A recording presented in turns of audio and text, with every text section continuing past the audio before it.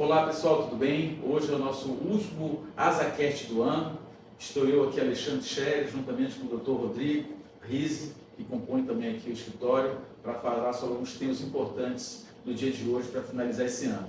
Eu sou advogado, além de advogado sou corretor de imóveis também, sou especialista em direito processual civil e também do agronegócio, mas tenho uma grande atuação na parte empresarial e do direito imobiliário. Por isso que a ideia é fazer a proposta de um tema voltado para esse segmento, que é os contratos ou as aquisições de bens imóveis urbanos, né? A gente vai falar um pouquinho sobre isso hoje, bater um bate-papo com vocês, juntamente aqui com o Dr. Rodrigo, que vai se apresentar para vocês agora.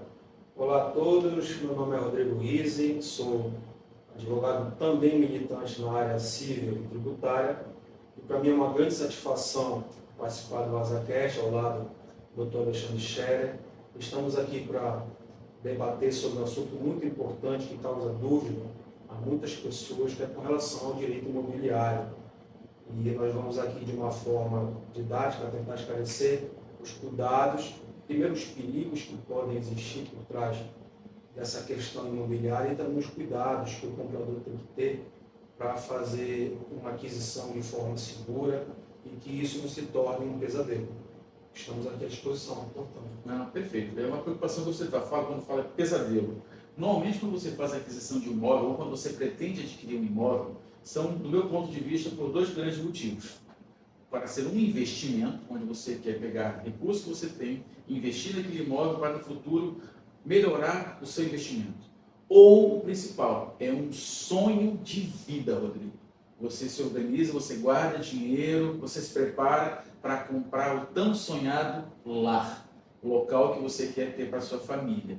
E pode realmente ser um pesadelo se você, naquele afã, naquela agonia, naquela ideia de tentar comprar aquela oportunidade que aparece para você de um bom negócio, do sonho que você quer concretizar, e você não toma o zelo, o cuidado necessário de verificar o risco jurídico do negócio que você está fazendo. Obviamente, eu penso que não é só o risco jurídico que nos caberia como advogados para entender e explicar, mas também o risco de você não ter o cuidado físico de constatar realmente se aquele imóvel é aquele, se ele realmente existe, se ele tem as confrontações que estão sendo indicadas pelo vendedor que te vende, se realmente a pessoa que está vendendo é o titular ou não é, se ele tem documentos que o habilitam para fazer essa transação comercial. Então, às vezes, você, naquela paixão de tentar comprar aquele imóvel como investimento ou como um bem para você, você pode realmente ser surpreendido no futuro. Então, a preocupação é ter esse cuidado.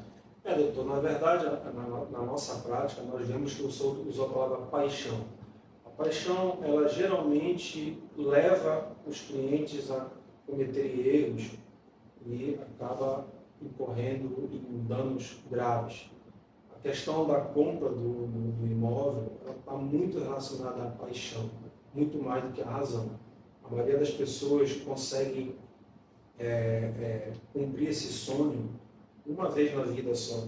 E aí, se deparando com um imóvel que às vezes é do sonho dela, muito bem localizado, muito bom, ou às vezes com um preço acessível, ela esquece de tudo o que permeia nessa relação.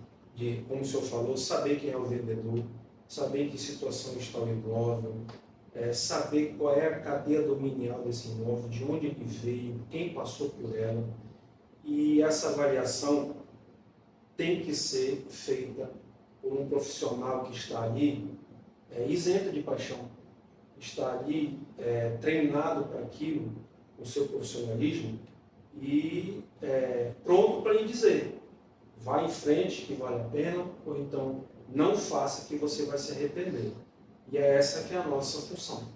Perfeito. Eu vou trazer uma historinha, acho que historinhas são importantes para se contar. Eu tenho um amigo que é cliente hoje, na realidade, né? Ele trouxe para a gente fazer unicamente um contrato para ele. Poxa, faz um contrato bem amarrado, que é uma preocupação também da transação comercial de imóveis, é fazer um contrato que preencha todos os requisitos de segurança jurídica do negócio.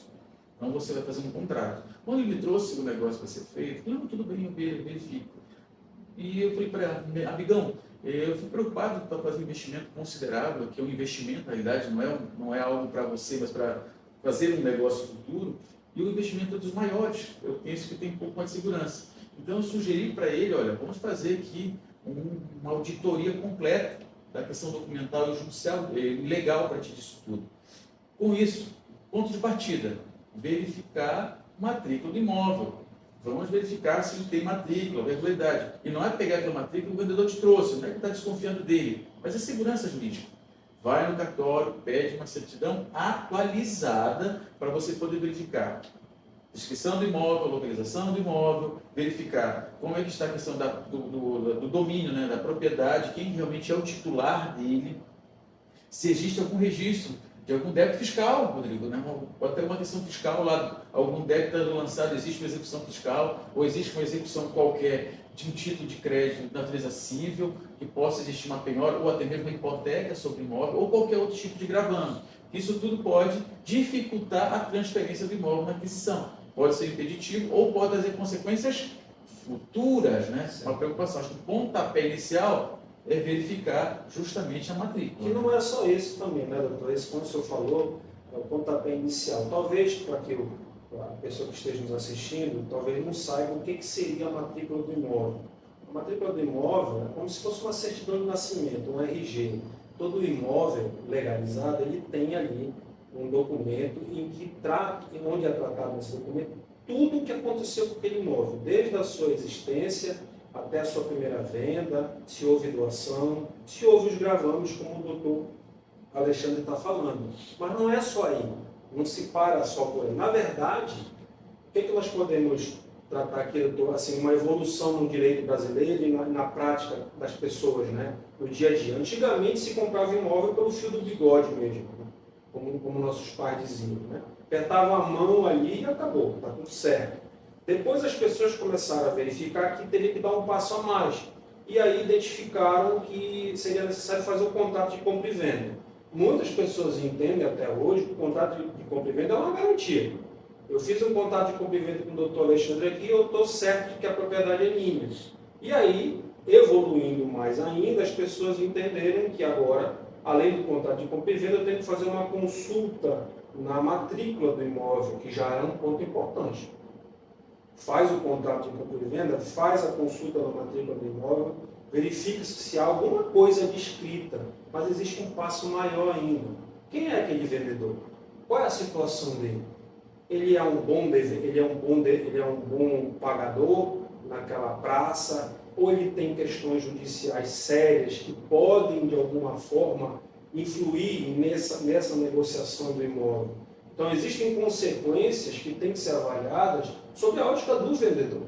Como é que essa pessoa está no mercado para que uma futura dívida não possa atrapalhar esse contrato de compra e venda, apesar de você ser um terceiro de boa-fé, que está por ali comprando, não sabe de nada, mas existem consequências disso, não é, doutor? Com certeza. Existe um discurso que fala, que já tem processo na natureza judicial, que embora você, terceiro de boa-fé, você fez essa consulta preliminar na matrícula, não constatou nada, não tinha nada, realmente não existia nada, mas você não teve o zelo e o cuidado de fazer a pesquisa em nome do titular da propriedade constante da matrícula e contra ele já existiam demandas judiciais, exceções de execução, automaticamente eu precisaria, para poder fazer os trâmites de transferência dessa propriedade junto ao cartório, que é a escritura de compra e venda, né, para você poder a averbação na matrícula, você deve apresentar justamente certidões. Se você verificar uma escritura pública, lá no finalzinho dizendo que foram apresentadas todas as certidões fiscais, federal, estadual, municipal e todas as outras que a lei exige, como as trabalhistas também são exigíveis, e da Previdência Social, para dizer que contra aquele cidadão que está vendendo imóvel não existe qualquer tipo de pendência. Isso vai ser declarado na certidão. E uma coisa muito comum que eu já vi acontecer, que o cartório, às vezes, ele diz que você está dispensando a juntada daquelas certidões e que você assumiu o risco. Não faça isso. Se você fizer isso, você está assumindo a responsabilidade sabendo que, se eventualmente venha a surgir qualquer demanda, você não vai poder alegar desconhecimento, porque você dispensou a juntada das certidões. Então, é muito, muito importante ver a matrícula e verificar o vendedor se realmente ele está limpo na praça, né? Para avaliar tudo isso, para daí firmar efetivamente o contrato. Às vezes pode ser um baita do negócio, mas quando você constata, existe na vida pregressa do vendedor ou da pessoa jurídica que é titular do imóvel, que pode ser de pessoa jurídica, que ela tem N débitos que eventualmente pode alcançar esse imóvel como pagamento dessas obrigações. E você vai sair prejudicado na condição de comprador. Isso. E não é o vendedor que é o proprietário. Deixa-se claro aqui, né? Que às vezes a pessoa, quando vai te vender um imóvel, ela assume aquela bandeira, aquele papel de proprietário, mas não é ele o proprietário. O proprietário é quem está, é o último ali da matrícula. Então tome cuidado também com isso. A pessoa às vezes se arvora ali à sua frente, fala que é o vendedor, lhe dá o preço, negocia com ela, e na verdade ela nem proprietário é, e às vezes nem poder ela tem para receber aqueles valores. Nós, por exemplo, presenciamos intermediários, pessoas, corretores, que é uma profissão evidentemente nobre, mas às vezes o corretor lhe solicita o pagamento direto para ele e ele talvez não tenha poder para isso. Então até esse cuidado tem que ser verificado. Se aquela pessoa que está lhe vendendo, se ele é o proprietário, e se não for, se ele tem poderes para receber, por exemplo, o valor daquela transação. Esses cuidados tem que ter. Outros cuidados paralelos também, doutor. Vocês vão vendo que existem diversas nuances. Além da matrícula, além do vendedor, onde é que aquele imóvel está? Por exemplo, ele faz parte de um condomínio? Aí eu vou, pesquiso a situação do vendedor, ok, o vendedor está top. Eu vou verificar a matrícula zerada, não tem nada. Compro o imóvel. Quando eu vou ver, eu sou surpreendido por uma dívida enorme condominial. O condomínio ele tem o poder de fazer uma execução contra o próprio bem. E você pode perder o bem por uma dívida condominial. Ou seja, mais uma situação. Se está no condomínio, eu preciso, portanto, buscar uma certidão ali daquele condomínio de que aquela dívida, aquele imóvel ali está isento de qualquer dívida condominial. Então são diversos perigos que as pessoas têm que tomar cuidado, que nós voltamos ao início da nossa conversa. Quando você age com paixão, você esquece de tudo isso. Simplesmente você vai passando pela boa fé. A maioria das pessoas tem a boa fé. Não, esse cara é gente boa, gostei dele. Né? E aí acaba tropeçando nessas questões jurídicas que, infelizmente, terminam em perda do imóvel. Aí você pode pensar, e agora? O que acontece com o meu direito? Você vai ter direito de regresso a quem lhe vendeu, mas essa pessoa vai ter condições de lhe pagar? Quantos anos você vai demorar para reaver esse dinheiro? E o seu sonho foi por água abaixo? Tudo se torna uma grande dor de cabeça. Com toda certeza. E avançando um pouco mais nessa fala toda, né? Não podemos esquecer que a gente está falando, pelo momento, de documento, né? Papel. Mas eu já vi acontecer também, e é comum, infelizmente, acontecer, ainda mais pelo OLX, né, da vida, você acaba fazendo uma transação comercial sem conhecer fisicamente o bem. Ou você dá aquela olhadinha rápida, mas não constata exatamente que ele é o bem vendido, que ele tem as dimensões estabelecidas, que ele preenche os requisitos que estão ditos do documento que lhe é apresentado. Infelizmente, você tem que ter esse zelo, tem que realmente ir lá no imóvel, tem que percorrer, tem que puxar a fitinha, tem que medir, ou chamar um profissional para poder fazer o levantamento, identificar se o imóvel realmente é aquele que é indicado no documento que está sendo vendido para você, porque pode acontecer confusão, troca de rua. Santarém tem 300 e poucos anos, por exemplo. As ruas trocaram de nome. Então, ela pode ser uma indicação que o imóvel não está mais naquele imóvel, naquela locação que você tem. Ela mudou, modificou. Né? Então, você tem que ter esse cuidado, porque você pode estar comprando documentalmente o imóvel, que na realidade ele pode já não existir mais fisicamente, ou que a localização dele não é aquela que ele é apresentado. Você compra, lhe apresenta o imóvel, você não tem o cuidado de ter esse zelo. Quando você é surpreendido, opa, você não pode construir aqui não, amigão. Esse imóvel é meu, o seu é aquele. Você compra uma coisa e na realidade está pegando outra totalmente diversa daquilo que você se predispôs a comprar. Então essa preocupação de verificação física também é importante. Ah, mas para fazer isso, basta ir lá? Eu sugiro que não. Eu penso que você deve procurar as autoridades competentes. Nós sabemos que no município existem diversas secretarias, entre elas a de obras, entre elas a de urbanização, né? A Secretaria Municipal de Habitação e Urbanização, acho que esse é o termo correto. Onde ela tem um cadastro, um registro, você consegue identificar, eles têm os cuidados de saber exatamente quais são os imóveis, para você não correr os riscos. Obviamente, é comum no negócio que você está fechando, as pessoas que estão vendendo ficam tanto quanto a melindradas quando você começa a perguntar muito, questionar, pedir para levantar. Mas esse é o correto. Para que o negócio seja bom para todas as partes, tem que fazer todas as perguntas, tirar todas as dúvidas, né? E verificar exatamente tudo isso, para não ter surpresas, não ter surpresas. Mas olha só, Rodrigo, além desse cuidado, vamos ser otimistas, né? Aqui parece que está tudo certinho, né? Tudo normal, tudo ok. Mas vamos partir para a parte documental da coisa, efetivamente. Você não deve ficar preso à prática de fazer um simples contrato de compra e venda. O contrato realmente ele rege o ajuste entre você na compra, como é que vai ser o pagamento, de que modo vai ser, transferência da posse, assim por diante. No entanto, nós precisamos publicizar isso tudo, não basta reconhecer a assinatura, né? O excelência falou, eu estava falando anterior, para muitos bastava isso, mas para você a gente concretizar a transferência de propriedade de um bem, você precisa fazer a escritura pública no respectivo cartório de notas, para que depois disso lavrado, recolhidos os respectivos impostos, que incide sobre a transação de transferência da propriedade, que vai ter uma variação entre pessoas vivas e pessoas falecidas, tem um diferencial, você vai poder então fazer o registro dessa escritura pública na matrícula. A partir daí, então, realmente você passa a ser o proprietário. Mas ainda vou mais, Rodrigo. As pessoas ainda comumente podem imaginar que resolveu isso, está resolvido a transferência de propriedade. Mas tem que lembrar que você tem que deixar também regular na prefeitura, na Secretaria de Finanças, que é responsável pelo cadastro do IPTU. que é um outro, o tributo que recai diretamente sobre o imóvel. Justamente, então tem que ter esse cuidado também de fazer essa transferência, né? Então eu acredito que tem que ter todo esse zelo para não ter preocupação futura. E vejamos, estamos falando apenas de pessoas físicas numa transação comercial normal. E da jurídica, Rodrigo? Como é que vai ficar tudo isso aí? A da pessoa jurídica ela é um pouco mais delicada, porque você vai ter que fazer o seu vendedor é uma pessoa jurídica, então a avaliação ela vai ter que ser feita sobre as contas da pessoa jurídica.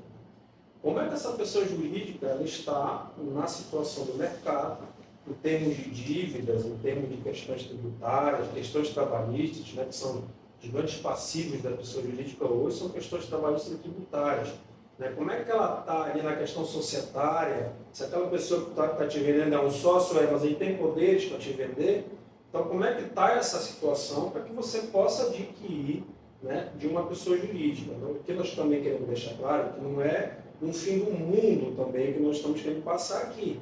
É uma questão simples, dá trabalho, evidentemente que dá, mas ela tem que ser avaliada. Não é que está tudo perdido. É para segurança jurídica. É para segurança jurídica, porque na prática nós vemos pessoas caindo, né? Perdendo uma vida toda de economia. Então isso é muito complicado. Aí você pode estar pensando, então eu já sei o que eu vou fazer. Eu vou. Está muito complicado isso, eu vou procurar uma construtora. Eu vou comprar um imóvel na planta. Eu estou lá, com a construtora está lá, ela é grandona mesmo, eu vou assinar o imóvel na planta, estou seguro. Mais um problema, que você tem que estar atento. Como é que está a situação dessa? Parece chato, mas é verdade. Como é que está a situação dessa construtora? Ela vai pegar o dinheiro que ela está recebendo para construir esse prédio, ou ela vai já usar no outro que está em construção? Que segurança eu tenho aí? Olha aí. Por exemplo, essa questão da construtora, o que a gente indica? Né? Uma dica aqui que nós temos.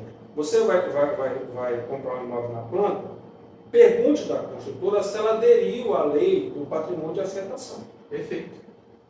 Você aderiu à lei? A lei 10.931 de 2004. O que a lei diz? Não é todo mundo que é obrigado, mas tem incorporadora. Olha, eu aderi à lei. Ela diz o seguinte: todo o dinheiro que ela receber relacionado àquele prédio tem que ser utilizado naquele prédio. Então vai ser aberto um CNPJ para aquilo, uma conta para aquilo, e vai ter uma comissão dos compradores para ficar ali fiscalizando e gerindo aquele patrimônio ali, para que tenha segurança de que aquele prédio vai sair. Ou seja, é uma pequena informação que pode fazer toda a diferença. Então você pergunte. Tem patrimônio de afetação? Tem, eu posso fechar negócio. Não é só isso, mas já é uma grande segurança também. Com certeza. Outra coisa que tem que cuidar quando fala em pessoa jurídica, além de fazer todas as consultas de certidões normais, triviais, verificar contrato social para verificar realmente como é que está a condição do contrato social, a questão da gestão, quem pode ou não pode assinar, se precisa de mais gente para assinar, ou se esse está autorizado a assinar também pode fazer de venda, assim por diante. Mas, infelizmente, uma coisa que ninguém conta para ninguém, mas que acontece, algumas empresas, pessoas jurídicas, estão em recuperação judicial. E imóvel pertencente à empresa que está em recuperação judicial tem que ter o cuidado, porque normalmente precisa ter autorização judicial para a venda. Então são detalhes que a gente acaba passando despercebido, porque não acompanha regulamento para verificar essa condição da empresa. Então quando eu falo em pessoa jurídica, para mim eu tenho mais uma auditoria documental mais severa, justamente por conta de tudo isso. E não esquecendo que eu não posso pesquisar única e exclusivamente a empresa, que é o CNPJ. Eu preciso verificar os sócios, porque se o sócio tiver alguma pendência pessoal dele, eventualmente a responsabilidade pode recair sobre o patrimônio da empresa que ele é sócio. E o patrimônio da empresa acaba sendo alcançado para honrar os compromissos do sócio. Então, tem que realmente ter essa preocupação de fazer toda essa verificação documental para não ser surpreendido, né? E veja só, Rodrigo, até agora a gente está falando do imóvel que está regular, que tem matrícula, tudo certinho, e que o vendedor está aqui conosco, pessoa física ou pessoa jurídica. Mas é também corriqueiro a venda de imóveis onde o titular da propriedade, aquele que está constando lá da matrícula, da certidão de nascimento do imóvel, já é falecido.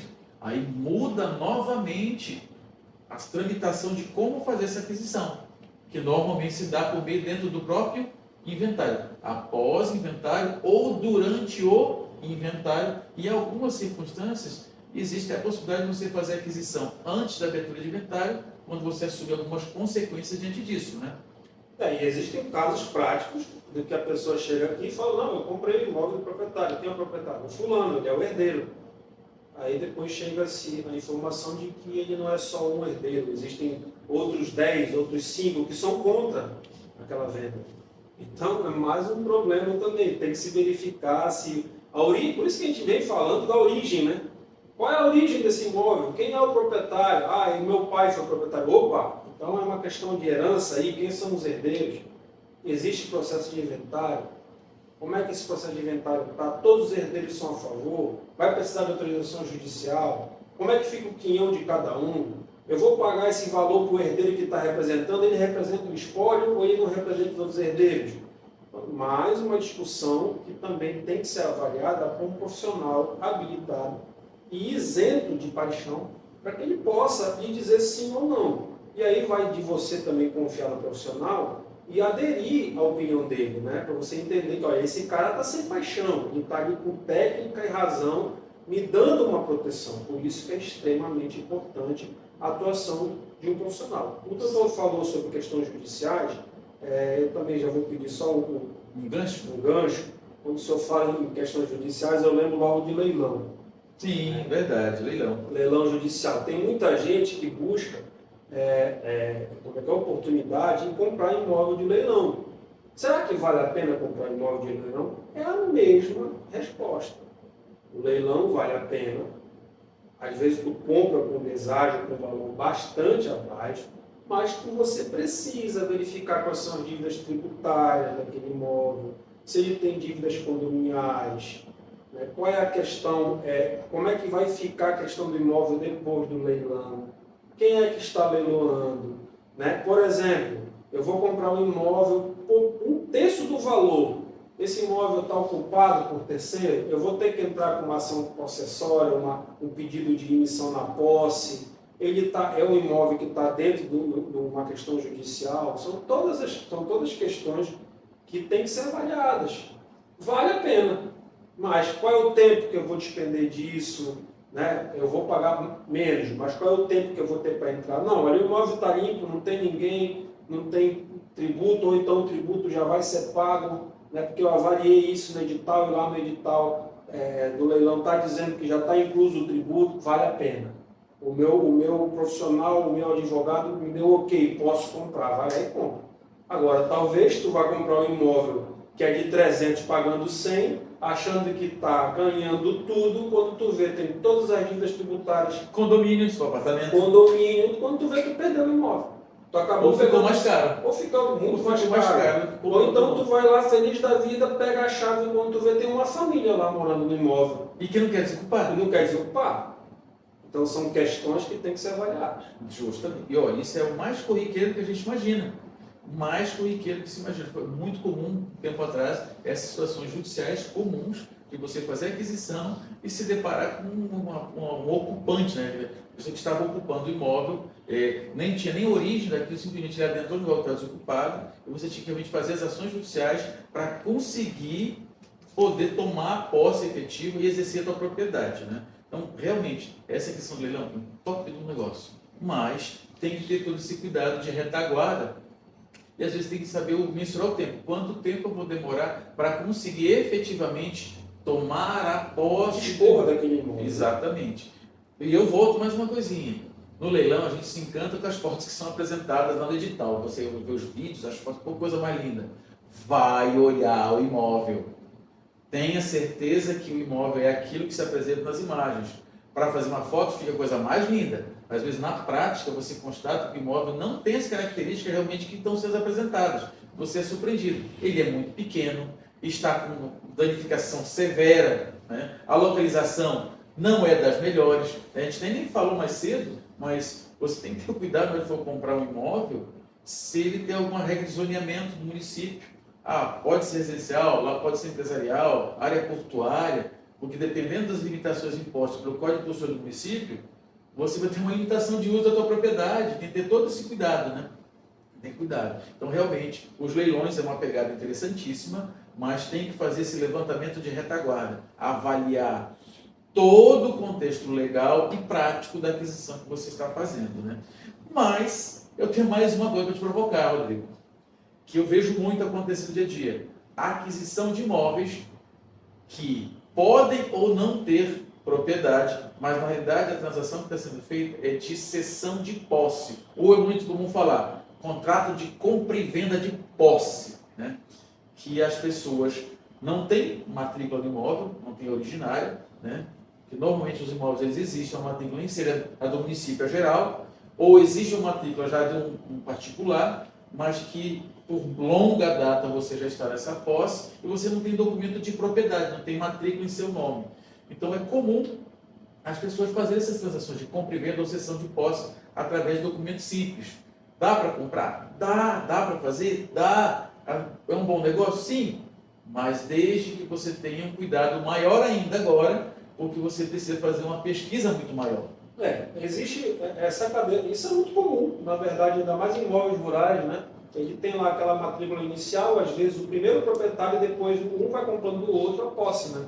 E vai ficando aquela cadeia dominial, de tal forma que às vezes a pessoa já faz a transferência do primeiro proprietário para o último, às vezes tem 10 pessoas nessa posse, nessa relação possessória. É importante tu saber, você verificar como se deu essa evolução possessória, A cadeia, né? A cadeia possessória, para que não haja nenhum problema.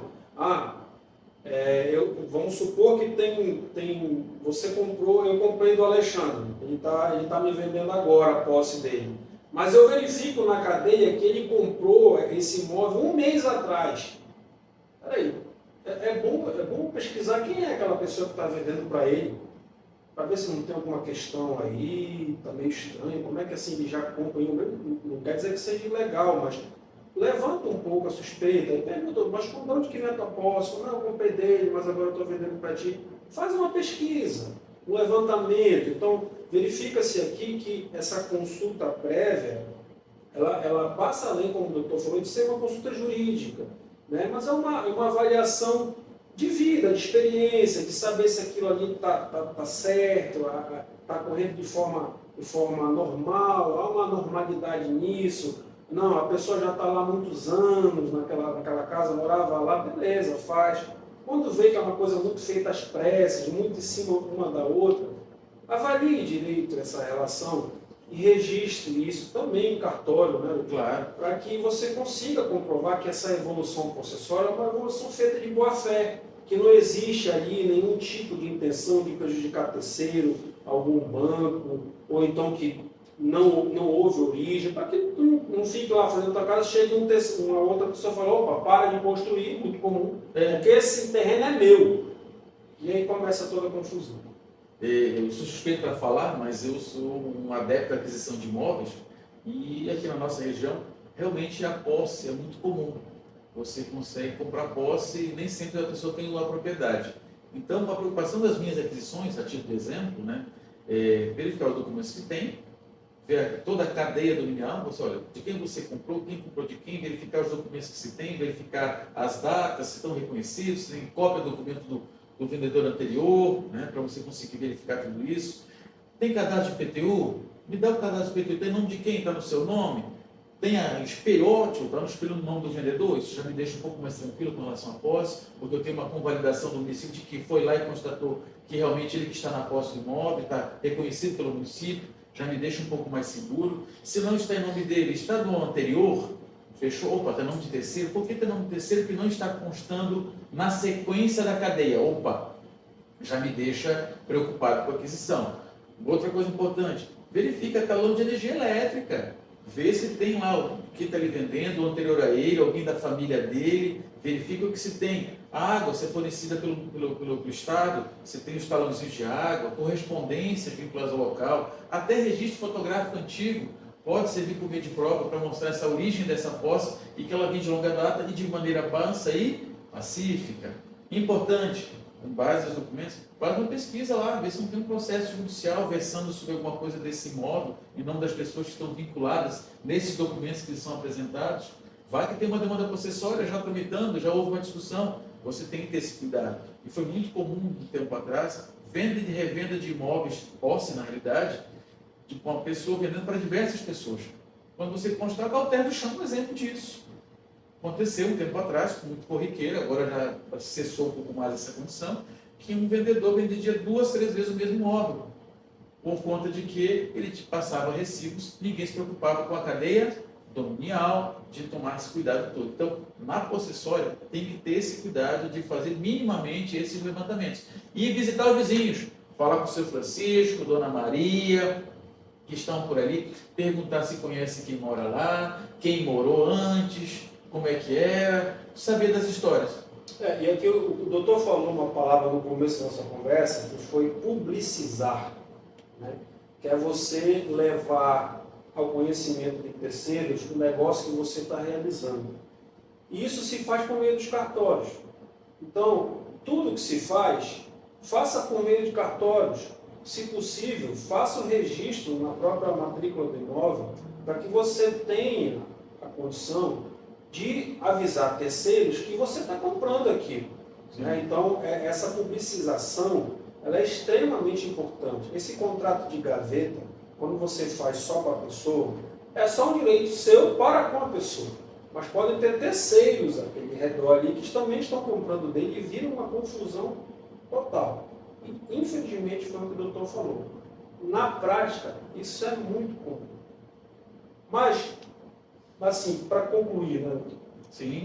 No frigir dos ovos, o que nós estamos querendo dizer é que existem diversas nuances e diversos detalhes que devem ser observados pelo comprador. Não é um bicho de 7 cabeças, o fim do mundo. Não é, então eu nunca mais vou comprar imóvel. Não, pelo contrário, o doutor Alexandre acabou de falar que ele é um adepto da compra de imóveis. Basta que você se cerque de profissionais habilitados, que tenham conhecimento e estejam isentos de paixão, para que lhe digam o melhor caminho a ser adotado. Da nossa parte, do advogado que é especializado, ele faz isso em poucos dias, essas pesquisas, essas avaliações, porque se conhece o caminho e os perigos que se tem que enfrentar. Então, o motivo da nossa reunião hoje é esclarecer a importância dessa procura do profissional habilitado para que você passe cumpra o seu sonho da forma mais linda possível, tão bonita, a pessoa comprar uma casa, morar na casa dela, olha, eu estou realizando o meu sonho, o sonho dos meus filhos. Então não transforme isso num pesadelo. Resolver isso é mais simples do que parece, basta que você procure a pessoa correta e competente para isso. Exatamente. Então, quando você se deparar com aquela condição de um investimento ou de realmente realizar um sonho, primeiramente, se cerque de um profissional que tem um corretor de imóveis, que vai fazer um pontapé inicial de tentar te ajudar em algumas coisas. Procure um profissional do direito para te ajudar a fazer esse checklist dessa questão documental, elaboração do contrato e futura escritura, para que você não seja surpreendido.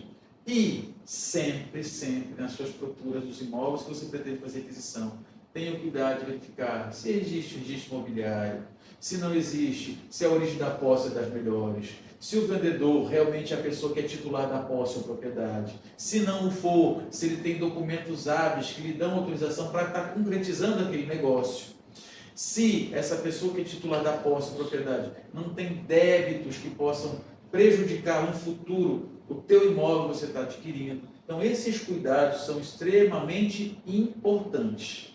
E realmente os investimentos nos imóveis são de longa data um dos melhores investimentos.